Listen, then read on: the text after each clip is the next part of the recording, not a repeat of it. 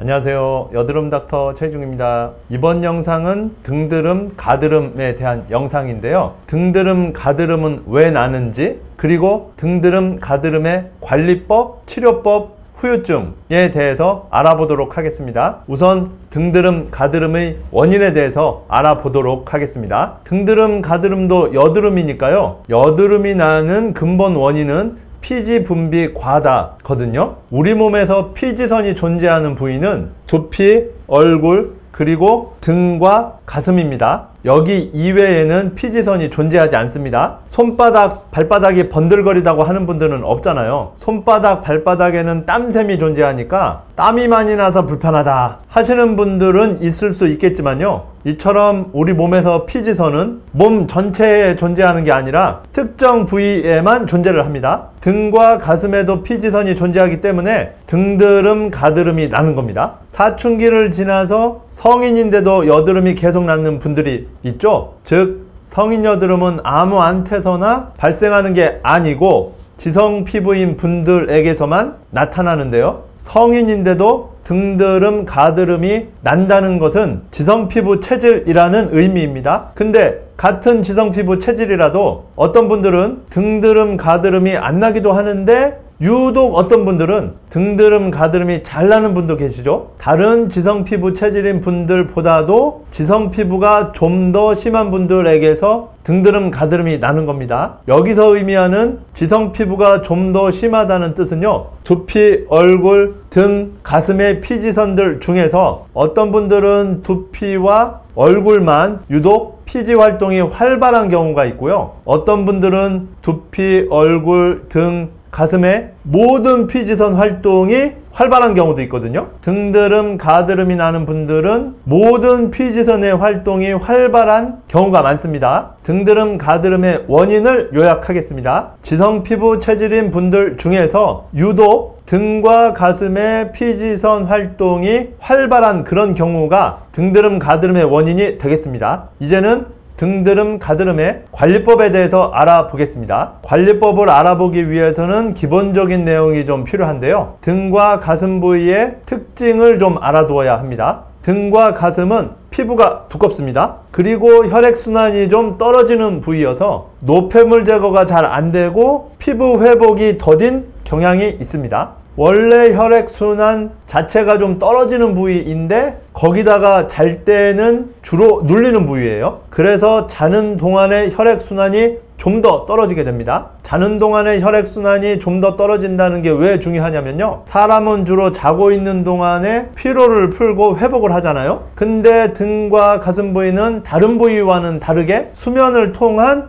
회복 기능이 떨어진다는 뜻입니다. 또 다른 특징으로는요, 옷으로 항상 덮여 있다는 겁니다. 여드름은 피지가 잘 배출되어야 하는데요, 피부 표면이 뭔가로 항상 덮여 있으면 피지 배출이 잘 안 되겠죠? 이런 특징들 때문에 등과 가슴은 여드름에 취약한 특징이 있습니다. 이제 이런 특징에 맞춘 등드름, 가드름의 관리법에 대해서 알아보도록 하겠습니다. 우선 등과 가슴은 피부가 두껍다고 했죠? 이렇게 피부층이 두꺼우면 피지가 빠져나가야 할 길이 길어지게 됩니다. 그러다 보면 피지가 막힐 확률이 높아지면서 여드름 발생 확률도 높아지게 되는 거거든요. 한마디로 묵은 각질이 잘 생기지 않게 각질을 잘 제거해 주는 게 중요합니다. 샤워하실 때 까칠까칠한 타월 있잖아요. 그런 걸로 등과 가슴을 밀어주셔서 묵은 각질을 수시로 제거해 주는 것이 좋습니다. 옷이 피부를 항상 덮고 있다고 했죠. 그래서 피부에 밀착되는 옷보다는 좀 헐렁한 옷을 입으시는 게 도움이 되겠습니다. 자는 동안에 눌리면서 혈액순환이 좀 잘 안 되는 거, 이거는 뭐 어떻게 할 수 있는 부분은 아니니까요. 이건 마땅히 대책을 세우기는 어려운 게 현실적인 부분이 되겠습니다. 이제 등드름, 가드름의 치료법에 대해서 알아보도록 하겠습니다. 여드름의 치료법과 크게 다르지는 않은데요, 일반적으로 여드름의 치료법에는 바르는 연고, 먹는 약, 시술, 이렇게 세 가지가 있는데요, 여드름이 몇 개 안 나면 바르는 연고를 쓰고, 여드름이 좀 많이 나면 바르는 연고로는 역부족이어서 먹는 약을 복용하게 되고요. 먹는 약으로도 호전이 안 되면 시술을 받는 그런 식으로 여드름을 치료하게 되는데요. 등드름, 가드름은 부위가 넓고 피부층이 두껍다 보니까 연고를 바르기도 힘들고 연고를 발라도 연고가 잘 흡수가 안 돼요. 그래서 이런 이유 때문에 등드름, 가드름은 연고로는 잘 안 들어서 먹는 약을 먹어야 하는 경우가 많습니다. 즉 등드름, 가드름에서는 바르는 연고의 실효성이 떨어져서 바로 먹는 약으로 치료를 시작해야 하는 경우가 많다는 뜻입니다. 이렇게 말씀드리면 무조건 등드름, 가드름은 바르는 연고는 소용없다 라고 받아들이시는 분도 계실 수 있겠는데요. 꼭 그런 건 아니고 일반적인 경향이 그렇다는 뜻입니다. 상태에 따라서 바르는 연고만으로도 충분한 경우도 있을 수 있습니다. 그 다음으로 먹는 약 중에서는 항생제와 피지 조절제 이렇게 두 가지가 있는데요. 등드름, 가드름이 주로 붉은 화농성 여드름으로 난다면 우선은 항생제를 복용해 볼 수 있겠습니다. 붉은 화농성 여드름이 아니고 주로 좁쌀 여드름식으로 자잘한 여드름이 난다고 하면 항생제보다는 피지 조절제를 먼저 복용하는 게 나을 수 있습니다. 아무튼 이렇게 먹는 약을 먹었는데도 호전이 없으면 그때는 시술을 고려해 볼 수도 있겠습니다. 등드름, 가드름이 다른 부위에 나는 여드름과는 다르게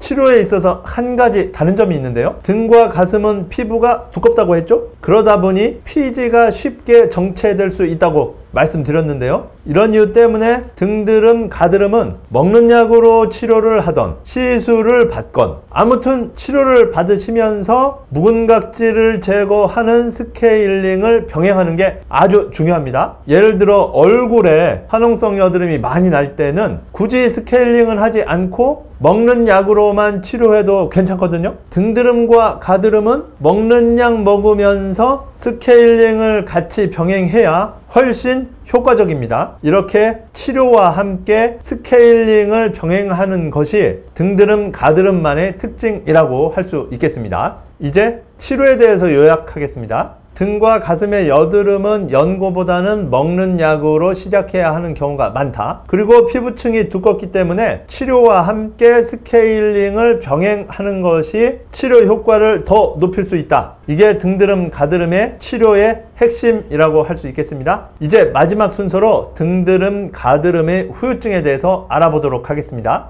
여드름 후유증에는 파인 여드름 흉터, 붉은 여드름 자국, 넓은 모공, 켈로이드 흉터, 비후성 반응 이렇게가 발생할 수가 있는데요. 등과 가슴은 피부층이 두껍기 때문에 파인 여드름 흉터나 넓은 모공이라고 하는 후유증은 등과 가슴에서는 거의 발생하지 않습니다. 이 부분은 아주 다행스러운 거죠. 대신에 붉은 여드름 자국이 잘 생깁니다. 이게 등과 가슴은 혈액순환이 좀 잘 안 돼서 피부의 회복력이 다른 신체 부위보다 좀 떨어지기 때문에 그런 거거든요. 그 다음으로 잘 생기는 등과 가슴의 여드름 후유증은 켈로이드 흉터 비후성 반응입니다. 이제 후유증에 대해서 요약을 하면요. 파인 여드름 흉터나 넓은 모공은 거의 안 생긴다. 가장 많이 잘 생기는 것은 붉은 여드름 자국이고 그 다음으로 켈로이드 흉터나 비후성 반응이 잘 생긴다. 이렇게 요약이 되겠습니다. 지금까지 등드름, 가드름에 대해서 설명을 드렸는데요. 등드름, 가드름에 대해서 궁금한 점이 있으시면 질문을 남겨주세요. 지금까지 여드름 닥터 최중이었습니다. 감사합니다.